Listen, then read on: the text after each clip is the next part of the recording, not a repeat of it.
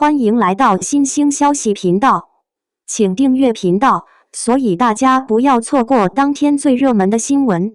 我们今天的时事通讯包括以下内容：从短剧营业看赵丽颖冯绍峰婚姻，公众视线下的情感迷局。当我们在嗑 CP 时，我们究竟在嗑什么？从一场短剧营业看赵丽颖与冯绍峰的往事谜题。前几天，我偶然刷到一个名为《盛夏芬德拉》的短剧见面会。资料显示，这部剧仅拍摄了11天，杀青已4月有余。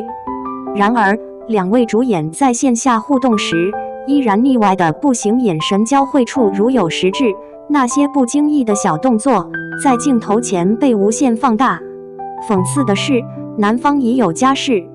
更触动我的是弹幕里齐刷刷的 KSWL 嗑死我了，这一幕像一枚精准投入记忆深潭的石子，激起的涟漪瞬间连接到了多年前的另一对璧人赵丽颖与冯绍峰。我忽然感到，我们或许从未真正理解发生在他们身上的那段婚姻故事。营业与真实的模糊边界，一场共谋的游戏。这让我想到赵丽颖和冯绍峰定情之作《知否知否应是绿肥红瘦》。剧中明兰与顾廷烨的烟火幸福，何尝不是从戏内弥漫到戏外，满足了所有人对真爱的想象？我们当时嗑的究竟是明兰和顾二叔，还是赵丽颖和冯绍峰？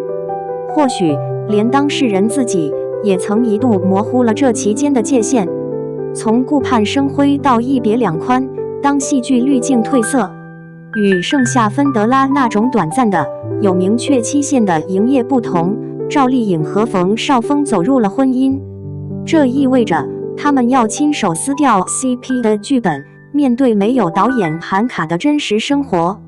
戏里的顾二叔能为明兰遮风挡雨，建构一个安全的宇宙，但戏外的冯绍峰曾困惑地问，你到底是真的喜欢我呢，还是为了要谈恋爱，为了要结婚才跟我在一起？双引号。而赵丽颖，她是明兰的演绎者，骨子里却更像《楚乔传》里那个不屈从于命运，要带你们回家的楚乔。她从不是等待拯救的闺阁少女，而是一个拥有庞大自我和事业版图的独立个体。当戏剧的浓情滤镜褪去，他们要面对的是事业节奏的差异、性格内核的不同，以及如何在一个家庭中安放两个同样强大的自我。他们的分开不像剧情落幕，更像两个清醒的成年人在真实生活中发现彼此航线终究不同后做出的理性导航修正。我们投射的始终是自己的爱情剧本。回到盛夏芬德拉的弹幕，那些明知是假却依然高呼 KSWL 的观众，他们嗑的从来不是那对演员本身，而是自己内心投射出的关于偏爱与唯一的情感幻梦。当年我们嗑影风 CP 时，何尝不是如此？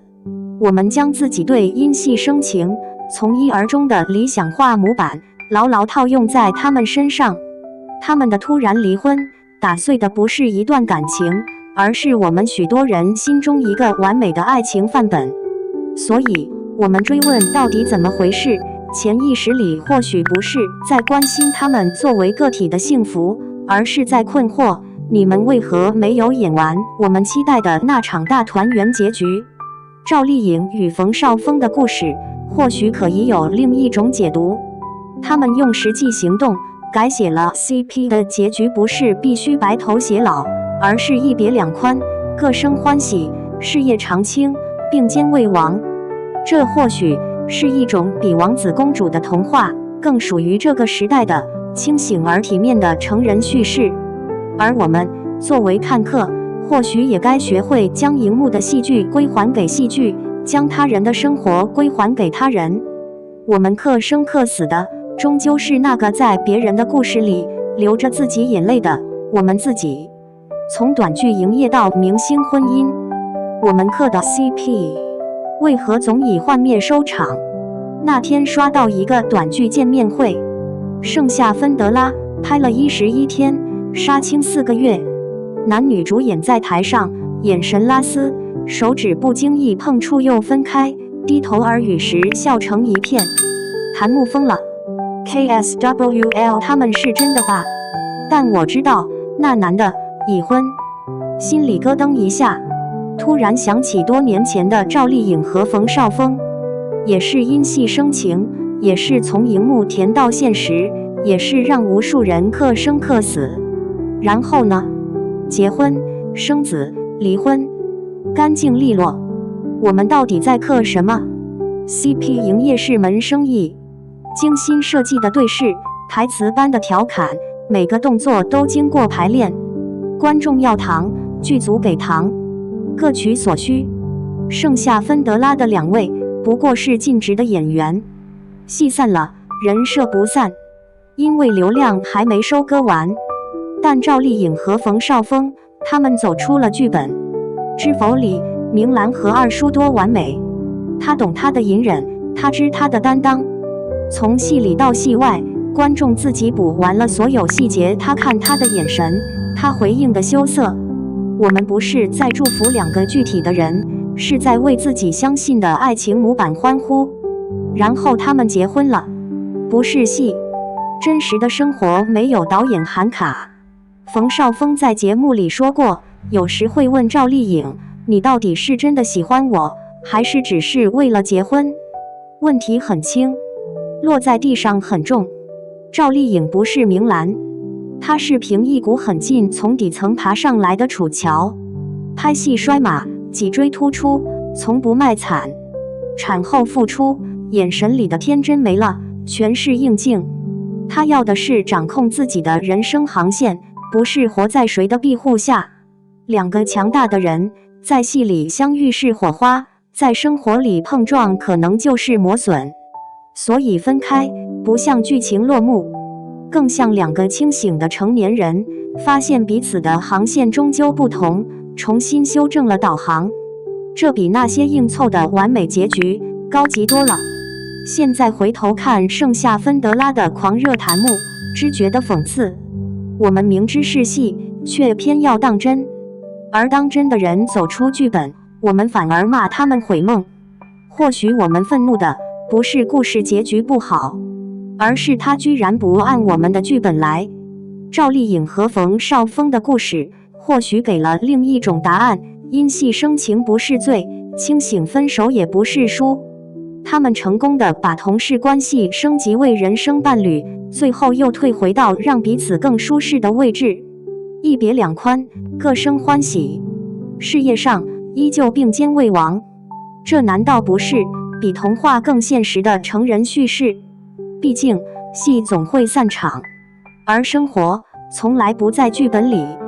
2. 冯绍峰亮相电影周，儒雅气质引热议，赵丽颖沉默背后藏着什么？最近冯绍峰出现在第8届浙江国际青年电影周上，镜头一扫过去，不少人愣住了。